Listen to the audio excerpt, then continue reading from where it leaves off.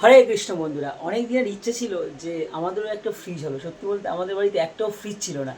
তো গরমের সময় জল টল অন্য মানে ঠান্ডা করে খেতে পারতাম না, তো একটু প্রবলেম হতো। তো একটা মিডল ক্লাস ফ্যামিলি থেকে বিলং করলে যেটা হয় আর কি, তো সত্যি বলতে অনেক দিনেরই স্বপ্ন ছিল যে আমাদের একটা ফ্রিজ হবে, বেশ আমরা ঠান্ডা জল খাবো। তারপরে ভগবানের মালা টালাগুলো আমরা রাখতে পারতাম না, প্রত্যেক দিনের মালা প্রত্যেক দিন এ করতে হতো।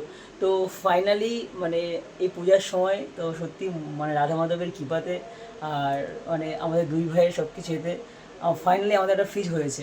তো আসো সেটা তোমাদেরকে ওই সাথে আজকে শেয়ার করি, দেখাই যে আমাদের ফ্রিজটা কেমন হয়েছে। আর তোমরা সবাই বলবে যে কেমন হয়েছে ফ্রিজটা।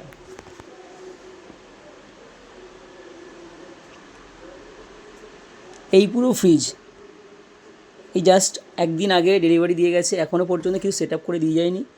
বলেছে যে ওরা আসবে, এখন পূজার সময় তো প্রচণ্ড চাপ আছে। এটা হচ্ছে উপরেরটা, মানে এটা ডবল ডোরের ফ্রিজ। আমি জাস্ট কালকে বাড়িতে এসেছি রাতে।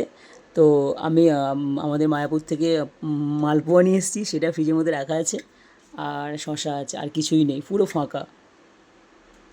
তো ওরা আসলে তারপরে সে ভালো করে সেটিং করে দেবে, দেন তারপরে সব কিছু রাখা হবে। আর এখানে বেসিক্যালি রাখা বলতে ভগবানের সব কিছু জিনিস, আর কিছুই না। তো সবাই বলো ফিশটা আমাদের কেমন হয়েছে, কেমন লাগছে দেখো ফিশটা।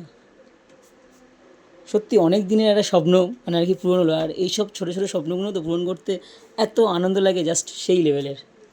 তো হরে কৃষ্ণ বন্ধুরা, হরে কৃষ্ণ, হরি বল, টাটা।